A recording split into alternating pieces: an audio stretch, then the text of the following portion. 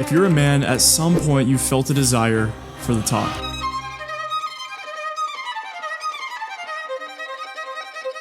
And it's no wonder, because when you get to the top 1%, you unlock an infinitely better life, but most importantly, you gain freedom. Freedom of time, finances, location that for the majority of men will never happen. They'll remain trapped on the NPC path with no freedom, no fulfillment, only mediocrity. And how it works is if you don't make it to the top, someone else is going to take that spot from you. But they don't watch my videos, so f them. For the majority of my life, I too was on this path of the NPC, of the 99%. I had no discipline, no ambitions, addicted to things like video games, but eventually I reached the point where I either fall off the deep end or make the changes necessary to get on the path of the 1%. So I began my self-development journey. I'm reading all the best books, listening to all the best podcasts with the best guests, and I began to notice patterns. So here are 5 traits I noticed that helped get them to the top that you can implement today. Number 1 is they reject illusions of wealth. You may have heard the phrase money talks, wealth whispers, and that is alluding to the fact that there's true wealth and there's trying to portray an illusion of wealth, an illusion of status. I could drive over to my nearby Walmart and see handfuls of women with Louis Vuitton bags, most of them if not all being fake. And these women do not purchase these bags because the leather is nicer or they really want to support the brand. They buy it because they want to appear wealthy,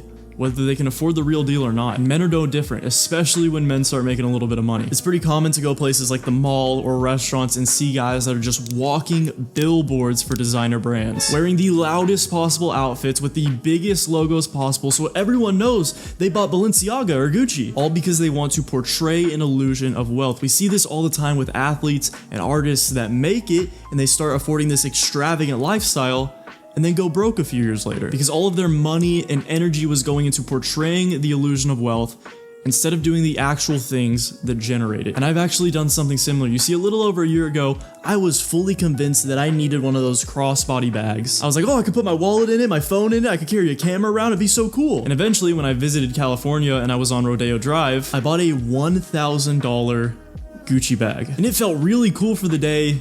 And to be honest, since then I've worn it like 20 times. Turns out I didn't need a crossbody as much as I thought. Nevertheless, a $1,000 designer brand crossbody. That $1,000 could have been spent on so many better things, which I'll actually talk about later in the video.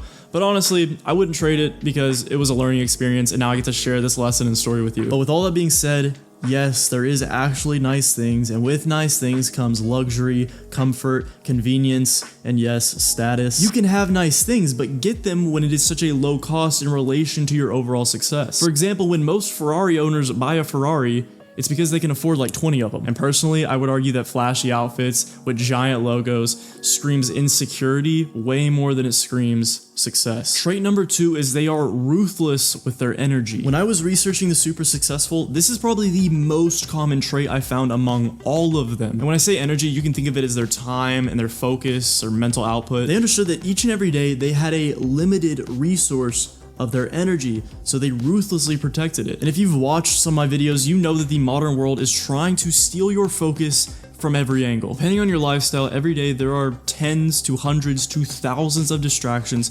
trying to poke you so you face it and they can sap your energy, killing any chance of achieving deep focus and consistency on our goals. Trust me, as someone who is addicted to video games, YouTube, I know how it be. And in my opinion, the best way to start to understand all of this is to learn about the neurotransmitter dopamine. If you're interested after this video, I have a free 30-minute dopamine guide in the description. The links that these people went to perfect their focus, to safeguard their mind and their energy from every possible attack was insane, but it worked. They all rejected the idea of having balance in your life. You know, balance, that imaginary thing that normal people believe in that keeps them normal. The top 1% got there because they were absolute savages when it came to saying no. No to the weekend clubbing, no to the worthless dates chasing potential coochie, no to the new best Netflix show or whatever the Starlight is, because they had the level of self-awareness to know that if they indulge in those things, that may just seem like a quick phone call, a quick night out with the boys, a quick swipe on the phone, would send them down a slip and slide of distraction. They knew that their work would suffer, and if their work suffers, the achievement that's going to put them in the top 1% either will get greatly delayed or never happen. A great example of these first 2 traits is definitely Alex Becker, who got successful, was making good money, and then went and bought his dream home in downtown Dallas, went and bought a Lamborghini, all these things, all this stuff to fill up the house, but then he realized it was sapping time, money, and energy from him, So he got rid of it all. He got an apartment with only a desk and a bed and went on to grind for years until he built his company to the point where he sold it for $110 million. The top 1% are masters at delaying gratification, and something that aids greatly in this is trait number 3. They expand their timelines. Most people have goals. Pretty much everyone has goals. Goals will not make you successful.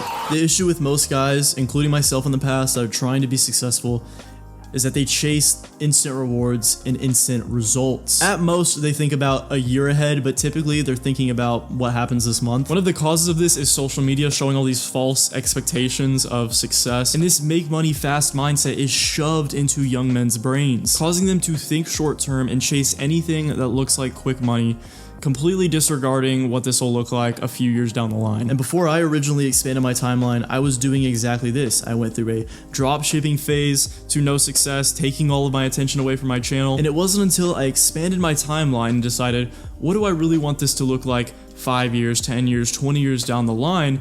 And then I realized, okay, to get where I want to be and to change my content, to make the content grow the skills I want to succeed, I gotta eat shit for a while. You need to figure out a long-term goal and the path to get there, even if for a while you gotta eat shit. And guess what? After eating shit for a little bit, my channel began to pop off. Figure out what your long-term goal is, have that vision, see exactly what it looks like, and then backtrack to the point of, okay, what do I need to do this year? What do I need to do this month? What do I need to do this week? What do I need to do today? What are the couple levers I need to pull today on the path to this long-term goal? And a bonus tip for that real quick is don't multitask. Multitasking is bullshit. Do everything one lever at a time. Trait number 4 is that they self-invest first. You know, funny enough, when I was studying all these successful guys, they never once said, oh, the game changer for me was investing in my Roth IRA or my stocks or my index fund, or even going to college, which differs drastically from the 99%'s idea of save every single dollar you can and invest it in the stocks and eventually maybe real estate and you'll be rich when you're 70. Instead, the successful always credit the money and time they invested in themselves directly through things that directly deliver them knowledge, wisdom, skills so that they can do things better, make less mistakes, and achieve things faster, such as mentors so they can get one-on-one guidance from people who have done what they want to do, courses or classes so they can learn and master skills infinitely faster than trying to figure it all out on their own, services like coaching and assistance and whatnot, and even books, which is kind of like a mentor on paper. I experienced this firsthand when I invested $150 into a writing course to help me write better YouTube videos. I understood that in order to get the results I want, I need to become a better version of myself, and that includes mastering the skills involved with my craft, such as writing. And so I took the course, and from that point on, my content was way more epic than any of the content before. It was a night and day difference. Every video after that was like my favorite video for a while because it was just written so much better. And looking back, for the value I got out of that course, I would pay thousands of dollars. And all of those are pretty obvious, but there's also things we tend not to think about that we could invest in to make us better. Things like the quality of food you eat, what gym membership you pay for, traveling to gain experiences or opportunity. A very small scale example of investing myself I did recently was I spent like $75 on some new supplements that would help me digest and process food and carbs better, because I knew if I was digesting food better, my mental would be better and I could focus and output better in my work. And take it from me, someone who did not invest in themselves for the longest time, reflects a short-term mindset. I felt a sense of scarcity around money, that even things that would grant me infinite returns on my investment in the long term didn't seem worth it because I didn't have a long-term mindset. Now look, I know some of you watching genuinely have absolutely nothing financial-wise to invest in yourself, but investing in yourself does not just mean money. The biggest resource you have, and the most limited, is your time. There's tons of information and free resources out there that can get you results, but the key is you must spend your time on that instead of another TikTok booby clip or Family Guy moment. And listen, of course, things like saving and investing are part of success. However, it is a roadmap for after you've broken into financial freedom and want to preserve and multiply your wealth. It is not the wealth generation method for the majority of the 1%. And finally, trait number 5 is they shift from a consumer to a producer. As people, especially the 99%, we tend to default to consumer mentalities, but instead of that, you want to start to shift your mindset into that of a producer. And author MJ DeMarco actually mentions this in his book, Millionaire Fastlane. He suggests that you begin to examine everything you purchase from a producer's perspective instead of the consumer's. You can ask yourself things like, what value does the company provide? How does it market the product? What process is involved in offering this product? And how does the company make a profit? And look, regardless if you like Tate or not, he has a story that demonstrates this principle perfectly. Him and his friends were walking to university or something when a Ferrari burned past them, and all the other friends just kind of brushed it off. But Tate was like, no, how did he get that car? How do you think he can afford that car? He has $250,000 to spend on a car. Doesn't that piss you off that he knows something that we don't? He would then go to places like a coffee shop and think, how does this place make money? If they changed the ugly guy at the counter to a hot girl, would they make more money? If they served cake with the coffee, would they make more money? Why is it in this specific location? Oh, it's located right next to this business where people come on their lunch break. The more you do things like this, the more it will widen your perspective to notice more things and more opportunity. And it will train your mind to do so subconsciously. It's kind of like when you get a new car and you're out driving around and you notice that same model of car everywhere and you're wondering, did everyone else just get the same car as me? No, it is because your brain is now primed to notice that car in a collection of many cars. Plus, the more you put those kind of thoughts in your subconscious, the more it's going to shift your actual identity into that of a producer. And your mind will begin to notice things more and more and provide you actual ideas that you can take advantage of. Guys, the journey to the top will take time, but if you take consistent action, ruthlessly protect your energy, invest in yourself, reject illusions of wealth, and think like a producer, you're off to a great start. And for those of you who are trying to not only eradicate things like distraction, insecurity, anxiety, but completely reprogram your mind and subconscious to become that higher version of yourself you know is required to achieve the goals you have, then you can see if mental mastery is right for you by clicking on this video. And if you missed my recent video where I explained how to glow up mentally and become that guy, you can see this video right here. That's it. I hope you learned something. I hope you're inspired to take action. Bye-bye.